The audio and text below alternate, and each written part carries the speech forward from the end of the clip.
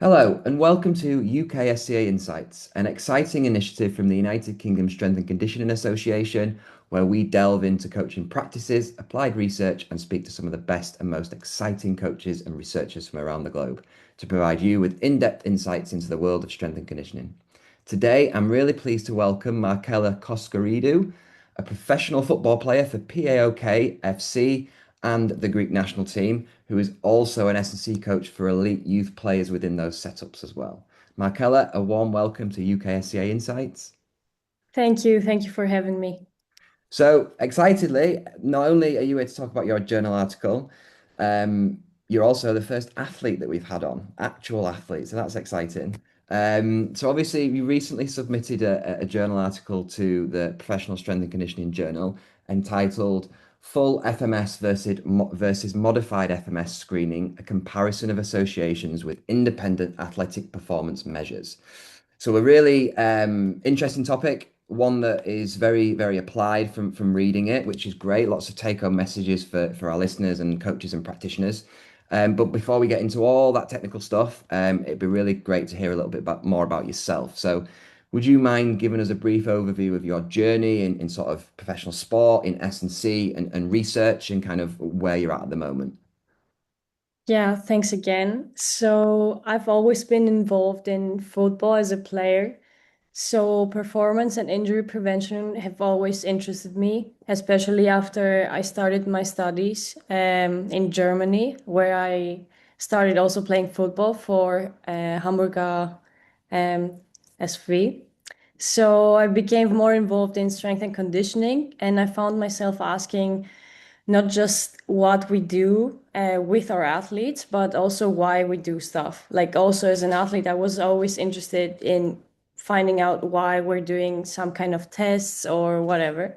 So during my master's, I became interested in movement screening because it's something that almost every practitioner has come across, and especially the functional movement screen that we used a lot, as like we used to call it in Germany, like a testing battery. Basically, it was always a part of it that we had in the academy. And at the same time, I noticed there was quite a bit of a debate in the literature about how useful the FMS actually is.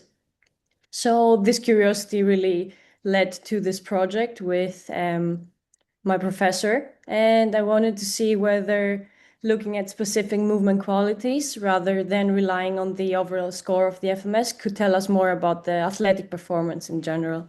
Nice. Yeah, really interesting. And the FMS has been around for a while, but certainly has often been kept together as the one full system. So it's interesting to see how you've chopped it up and kind of what the findings of that were. Um, just out of interest then, in terms of yourself, and obviously you mentioned you're a professional football player and an athlete, but kind of trying to hone your skills as within strength and conditioning and physical performance. Is that the aspiration? Hopefully you have a long career as a player, but after, whenever that career does come to an end, is that the aspiration to get into strength and conditioning? Yes, basically what when I started my studies, I was thinking about that, like, women and also girls, they deserve qualified coaches, especially in football. Mhm. And that's what I want to do. Like, that's my inspiration. Like, I want to take all the experience in from the national team or from my professional career, take also the negative aspects that I've come through, and make something out of it and help other girls like work more professionally towards their dream. Yeah, that's what I want to do. Incredible. Oh, that's brilliant. Okay, so let's get into the paper and the topic of the FMS. So firstly, I'm sure there are lots of people that will listen and read the article that will be fully aware of what the FMS is, but there'll likely be people that are unsure. So, would you mind just giving us a brief overview of what the functional movement screen actually is and what its purpose is, please? Of course. So the functional movement screen, or FMS, it's a movement assessment consisting of seven fundamental movement patterns. These include movements like the deep squat, the hurdle step, or the inline lunge, and they're designed to assess mobility, stability, balance, and overall movement quality. So each movement is scored from 0 to 3, and the maximum total score being 21. Originally, the idea wasn't to predict performance, and it was to identify movement limitation or asymmetries or pain that may need further assessment, or to help athletes come back after an injury, like that we know that's their setup. And over time, people also started asking whether athletes who move better also perform better, and that's really where our research fits in. Cool. Yeah, amazing. And obviously it has been around for a while, so there's a there'll be a lot of conflicting evidence out there in the research around the benefits and potentially the limitations. So what's your overview of the FMS as a whole in terms of has it more benefits than challenges? Do you believe it's a good tool for practitioners to kind of implement? What are the limitations of the tool currently, in your opinion? Yeah, so I think it depends, of course, of how you use it and how you interpret it. So one of the biggest criticism of the FMS is that it combines several very different movement patterns into one total score. So shoulder mobility, for example, contributes just as much to the overall score as movements involving the hips, the knees, the ankles. But if we are trying to understand sprinting or jumping, do we really use the shoulder mobility, and does it deserve the same weighting? That's the question. And previous research has shown that the total score often has weak or inconsistent relationship with athletic performance, which made us wonder whether the problem wasn't the screen itself, but how we see it and how we interpret it. So instead of throwing the FMS away, I believe that we can create modified composite scores to whatever the sport that we're doing needs. So one focus only on lower body movements, for example, because sprinting starts with efficient force production through the lower limbs. And the second include those lower body movements plus trunk stability because core plays an important role in transferring force during the explosive actions. So that was the idea, and I believe that we can use it, but it depends of how we use it. Like we need to think about what we need from our athletes and use it correctly. Yeah, yeah, absolutely. Yeah, like any tool that we use within S&C, we have to understand it and implement it in the correct way, or at least the way that makes the most sense for our environment. So yeah, how did you modify it then? What was the approach? You mentioned that there was a lower body specific one, and then from reading it, there was a lower body plus trunk, and then the normal. So did you just take the specific movements from the FMS and almost remove the other ones for the lower body and the lower body and plus trunk, or was there a different approach to modifying it? Um, so um, the lower body composite that we used, which was more towards the sprint performance and stuff, we did the whole FMS, and then we just used the data comparison in the end. We just took the results that involved the lower body, and we kind of combined that, and yeah, that was basically like we did the whole test Yeah. during the testing, and then at the end we compared it, like the whole test in relation to the athletic performance, and then the lower body, like the exercise that involved the lower body again with athletic performance. That's what Okay. we did. And what were the tests? How did you assess athletic performance then? And we did 30-meter sprint, and we also took the acceleration time over 10 and 30 meters again, and also jumping tests like counter movement jump. That was the athletic performance test. Okay, cool.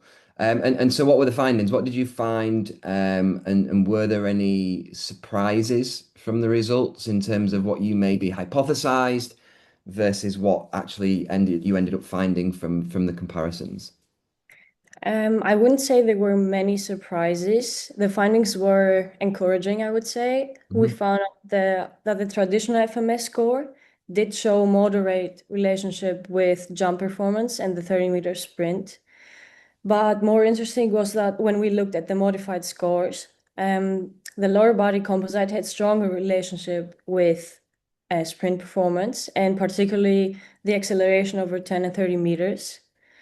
Meanwhile, the lower body plus the trunk composite showed the strongest relationship with the vertical jump performance. So different movement qualities seem to relate to different physical qualities, which makes sense biomechanically. And another interesting finding was that we didn't find differences between playing positions. So, and we also looked at the position in the field, like defenders, midfielders, and that was a little surprising because we expected defenders and forwards to have like different movement profiles. And we also saw that the younger players, they scored lower on the FMS than senior players, while the senior women outperformed the younger girls in sprinting tests, which probably reflects differences in training age and physical development, but that wasn't the case for the men. Like they were closer together, the results. Okay.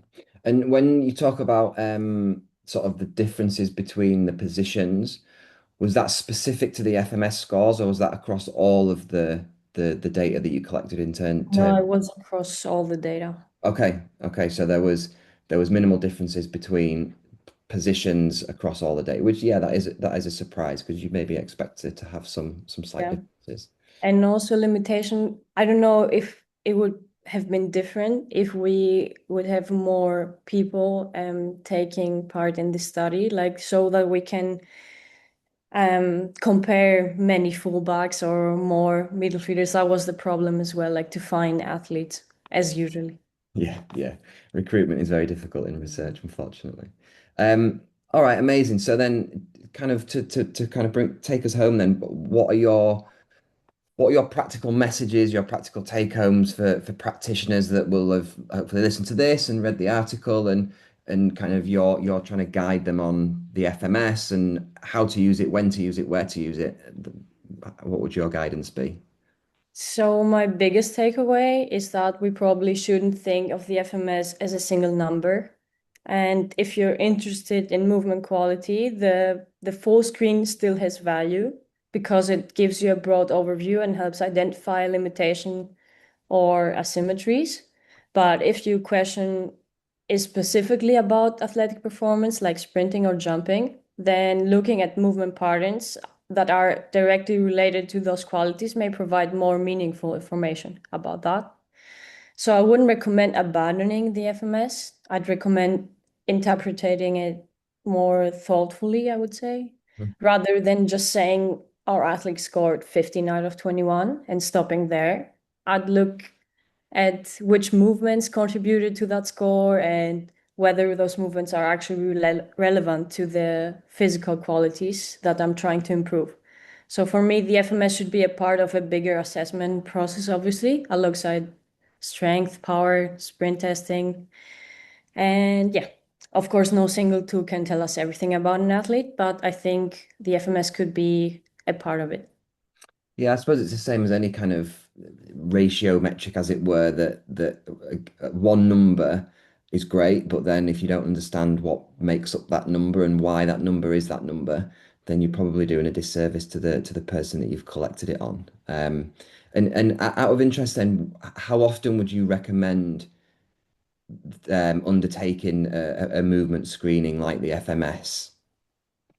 So I would say from my experience that we did that 3 times a year, like preseason, mid-season, Mhm. and at the end. Also, we used it, of course, after an athlete was injured and they were back on their back to game play process. So yeah, that's what where I would use that. And have you been able to find um, significant improvements, from point A to point B to point C, if that's pre-season, mid-season, and end of season, and the interventions that you've put in place? based on the FMS data? Have you been able to see improvements in movement patterns and kind of the success that that then transfers to the field and to key actions out on in play? Yeah, so with my younger players, I have an under 15 team. I could see lots of improvement because it's really hard for the girls. Like they play the under 13 and then they come to the under 15 team. We don't have like under 14 in between. Yeah. So the younger that come to our team, they take in all the things like all the implements that we have and also the experience from the older players and their movement patterns, they improve very like a lot Mm. during this time. And yeah, with the women team as well, but like with the younger, it's you can tell a lot. And Amazing. of course. Amazing. Well, Markella, thank you so much for your time. Thank you so much for jumping on and giving us a deeper insight into the paper and to the research and the approach that you took. Lots of cool things to take away as coaches and practitioners in terms of, rethinking the FMS and maybe looking at the specific movement patterns and how they link to specific physical qualities. So that's been really, really interesting. So thank you for that. Um, and yeah, we'll look forward to seeing more from you in the future, and hopefully you'll keep the research going. Thank you again for having me and for giving me the opportunity to talk about my research. And it was a really great experience to reflect on this project. And also thanks for giving like young people like me the opportunity to improve and start their, I don't know, maybe researcher career someday. Oh, absolutely. Yeah, that's what we're here for. So yeah, amazing. Thank you so much, Markella.